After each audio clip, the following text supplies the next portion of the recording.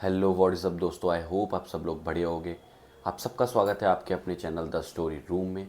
और आज मैं फिर से हाजिर हूँ एक और नई वीडियो लेके। मेरा नाम है अभिषेक और आज की जो कहानी है ये काफ़ी अलग तरीके की कहानी है। बिकॉज़ मैं काफ़ी बारी पढ़ रहा था, देख रहा था, तो मुझे काफ़ी एक्साइटमेंट थी ये जानने की कि शव साधना क्या होती है।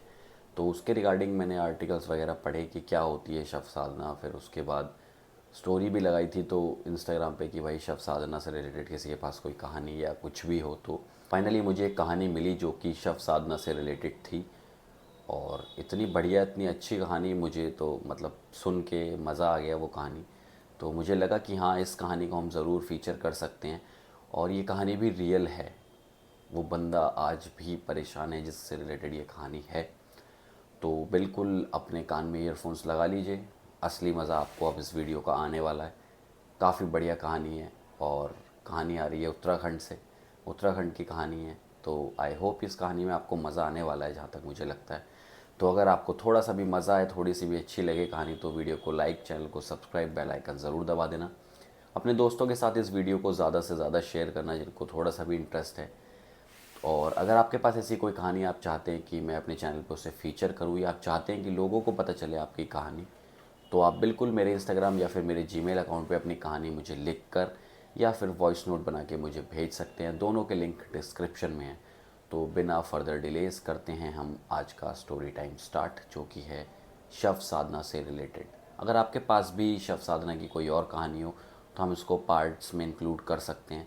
तो बिल्कुल मेरे पास भेज देना, ठीक है। तो अब ज़्यादा देर नहीं करते हैं और बिना देरी करे करते हैं अपनी वीडियो को स्टार्ट। तो आज की जो हमारी कहानी है ये उत्तराखंड के एक छोटे से गांव की है, जिस गांव के शमशान घाट को काफ़ी माना जाता था। जैसा कि आप लोगों को पता होगा, अगर आप लोग भी गांव से हैं, तो हर गांव में एक शमशान घाट बना हुआ होता है। और मैक्सिमम गांव के जो शमशान घाट होते हैं वो ज़्यादातर नदी या गंगा किनारे के ही होते हैं। तो ये जिस गांव की कहानी है, उस गांव में भी गंगा किनारे ही घाट बना हुआ था। मेरी नानी के यहाँ भी जो घाट बना हुआ है वो गंगा किनारे ही है। बिकॉज़ दादी के यहाँ तो मैं इतना नहीं जाता हूँ, नानी के यहाँ ही गया हूँ अपनी लाइफ में। जितना भी गया हूँ गाँव का एक्सपीरियंस लेने, तो मुझे वहाँ का पता है। वहाँ पे भी गंगा किनारे ही घाट बना हुआ है। तो ऐसा ही इस गांव में था। और उस गांव का ये जो शमशान घाट था ये काफ़ी प्रसिद्ध था। बिकॉज़ यहाँ पे काफ़ी बारी अनयूजुअल एक्टिविटीज़ इस गांव में लोगों ने घाट पे देखी थी। और लोग कहते थे कि शाम को जैसे दिन छिपता है उसके बाद वहाँ जाना बिल्कुल भी सेफ़ नहीं है। और लोग उस चीज़ को फॉलो भी करते थे। अब ये जो कहानी है ये एक अभिनव नाम के लड़के के बारे में है। तो अभिनव जो है ना, उसके दादा उसको रात को कहानियाँ सुनाते थे, लाइक है ना, जैसे हम सबके नाना नानी और दादा दादी सुनाते ही थे सबको। तो मेरी नानी भी मुझे सुनाती थी थोड़ी बहुत कहानियाँ। लेकिन मेरी कहानियाँ भूत वाली नहीं होती थी, बिकॉज मुझे भूतों से बहुत डर लगता था। तो अभिनव के दादा उसे भूत से रिलेटेड कहानियाँ वगैरह सुनाते थे। तो एक दिन उसे ऐसी बताने लगे वो कि अपने गांव में ना शव साधना करते हैं कुछ लोग। और जो भी अपनी आँखों से वो शव साधना होते हुए देख लेता है, वो कभी सुबह का सूरज नहीं देख पाता। मतलब इसका कहने का ये था कि वो ज़िंदा नहीं बच पाता। तो अब अभिनव जो था वो थोड़ा आज के ज़माने का लड़का टाइप है ना, तो उसे ये था कि भाई ये सब बातों में क्या ही सच्चाई होगी। और यार हम लोग ऐसे हैं ना, देखो कोई भी है, मैं एक प्रैक्टिकल बात बोलता हूँ। लाइक आप हो, मैं हूँ, कोई भी है, हमने किसी ने हमको कोई बात बताई तो अपन ऐसे एकदम से विश्वास नहीं करते हैं। या तो हमारे पास उस चीज़ का कोई प्रूफ हो या हम खुद ना उस चीज़ को देख लें, एक्सपीरियंस कर लें, तब तक अपन नहीं मानते। वही सेम चीज़ उसके साथ थी कि उसके दादा उससे बोल रहे हैं कि ऐसे ऐसे होता है शव साधना, कोई भी नहीं देखता, कभी देख लिया अगर किसी ने तो वो बचेगा नहीं।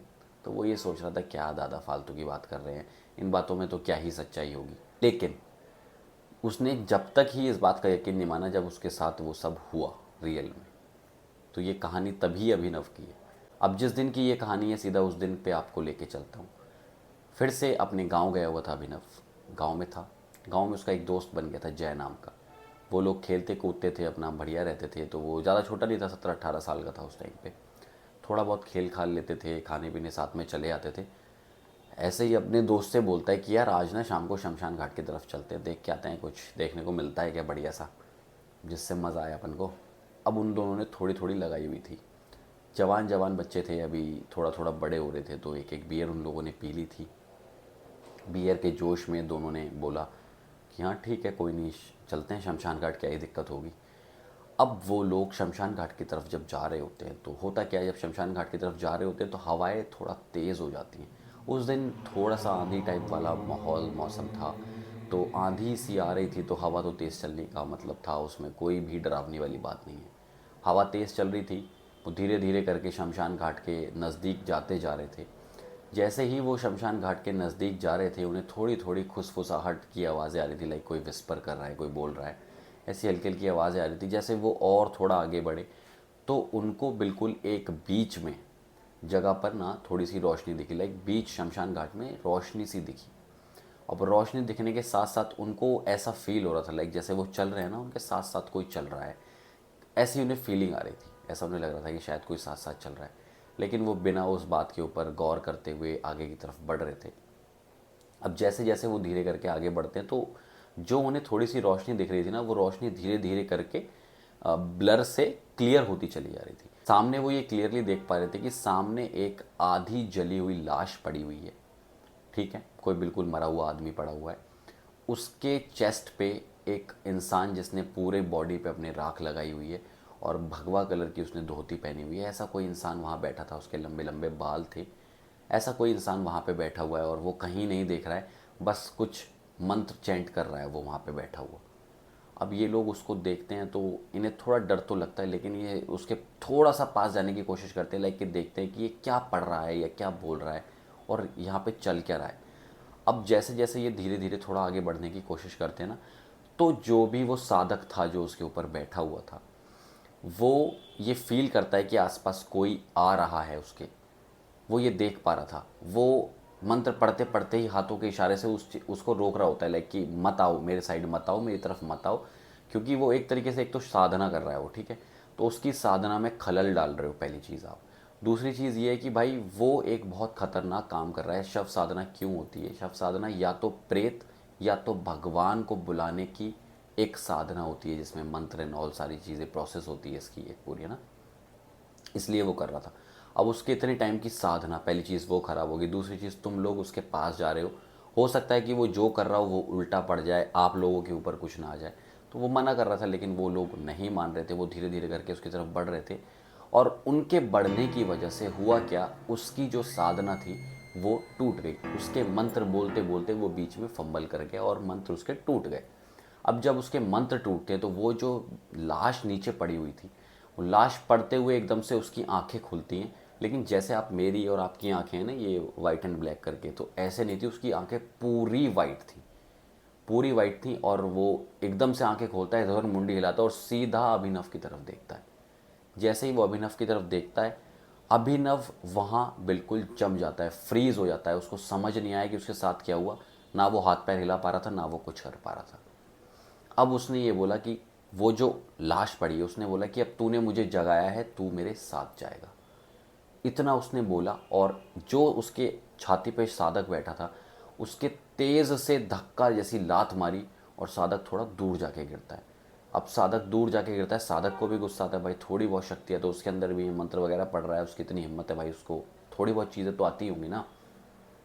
वो गिर जाता है और विद इन अ सेकेंड वो क्या होता है, अभिनव वहाँ से भागने की कोशिश करता है। जय तो ऑलरेडी भाग चुका है, अभिनव भागने की कोशिश कर रहा है। जय थोड़ा और दूर जा चुका है। जैसे ही अभिनव भाग रहा है, भागते भागते वो क्या देख रहा है, वो जो शव था वो हवा में फ्लोट करता हुआ उसकी तरफ आ रहा है। अभी उसने ये देखा कि उसकी तरफ आ रहा है, वो और तेज़ भागने की कोशिश करता है। जैसे ही वो तेज़ भागता है, अब उसने क्या देखा, वो शव जो है वो उसके जस्ट बराबर में आ गया है और उसके कंधे पे उसने हाथ रख लिया। अब अभिनव के कंधे पे उसने हाथ रख लिया है तो अभिनव वहीं जड़ हो गया है, खड़ा हो गया है, बिल्कुल फिर से फ्रीज हो गया है। कुछ नहीं बोल पा रहा है अभिनव, बस उसकी तरफ देखता है और वो जो शव था वो उसकी तरफ देखता है। वो पूरा खतरनाक भयानक शक्ल लग रही थी उसकी, लंबे लंबे दांत उसके, और वो दांत ऐसे लग रहे थे बहुत ही ज़्यादा गंदे। और उसकी शक्ल जो थी ना, उसकी बॉडी बॉडी के अंदर से उसकी बहुत स्मेल आ रही थी गंदे सड़े मांस की। और उसकी आंखें बिल्कुल वाइट हो चुकी थी जैसा मैंने आपको बताया, लेकिन किसी आदमी का शव था। बाल वगैरह उसके नॉर्मल थे जैसे होते हैं। आधी बॉडी उसकी काली पड़ी हुई थी, आधी बॉडी उसकी वाइट थी, क्योंकि आधी पे तो राख लगी हुई थी, बाकी आधी बॉडी उसकी जली हुई थी। अब ये चीज़ देख के अभिनव की फट गई बिल्कुल कि भाई ये क्या हुआ। लेकिन वो जो डेड बॉडी है वो उससे बोल रही है कि तूने मुझे जगाया है, अब तू मेरे साथ जाएगा, तू तो नहीं बचने वाला।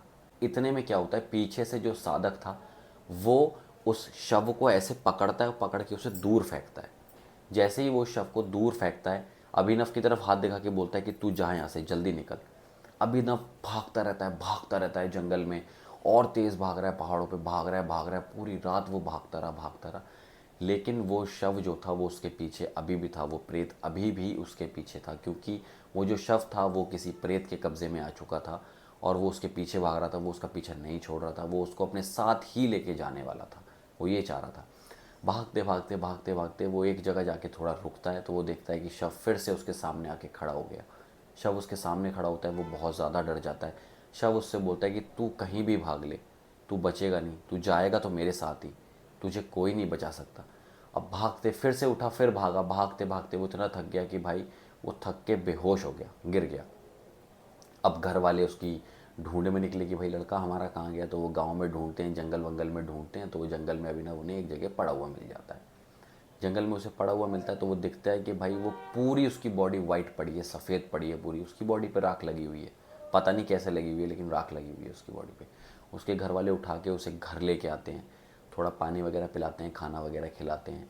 लेकिन उसके साथ जो वो इंसिडेंट हुआ उसकी वजह से वो इतना ज़्यादा डर गया ना भाई, वो बिना लाइट जलाए कभी भी सो नहीं पाता। अभी भी अचानक से उसे कभी भी अपने कमरे में वो आवाज़ें फील होती हैं, वो शव की जो आवाज़ें होती हैं वो बोल देता है उससे कि मैं तुझे लेके जाऊंगा साथ में। कभी छत पे उसे आवाज़ें आती हैं अचानक से, कभी भी मतलब उसकी आंखें पलट जाती हैं, उसको अजीब सा उसके ऊपर रिएक्शन हो जाता है। कभी भी लाइटें उसके कमरे की फूट जाती हैं, लाइट बंद हो जाती है, लेकिन वो बिना लाइट के तो सो ही नहीं पाता, तो लाइट जला के ही सोता है। और कभी भी अचानक से कुछ भी बड़बड़ाने लगता है, और वो जो शव जो उस टाइम पे बातें बोल रहा था वो सारे बातें कभी कभी अभी भी उसके सामने बोलने लगता है कि तू तो मेरे साथ ही जाएगा, तू अभी बच गया लेकिन तू जाएगा मेरे साथ ही, तुझे कोई नहीं बचा सकता। तो इसी ट्रॉमा में आज भी अभिनव है। अभिनव अभी भी बहुत परेशान है। अब तो उसके घर वाले उसे फिर से अपने शहर वापस ले आए हैं, वो रहने वाला दिल्ली का था, तो दिल्ली ही वो रह रहा है। लेकिन अभी भी उसकी दवाइयाँ चल रही हैं, क्योंकि उसके दिमाग पे वो जो उस रात की छवि छपी है ना, वो अभी तक उतर नहीं पा रही है, वो उसके दिमाग से बात ही नहीं निकलती है। और भाई देखो, जो रियलिटी है वो ये है कि जिसके साथ होती है उसी को समझ आती है।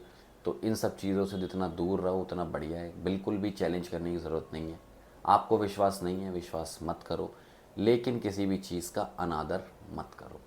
यही मेरा एक कहना है। तो आई होप ये कहानी आपको अच्छी लगी होगी। अगर आपको कहानी अच्छी लगी हो तो वीडियो को लाइक, चैनल को सब्सक्राइब, बेल आइकन ज़रूर दबाना। अपने दोस्तों के साथ इस कहानी को ज़्यादा से ज़्यादा शेयर करना।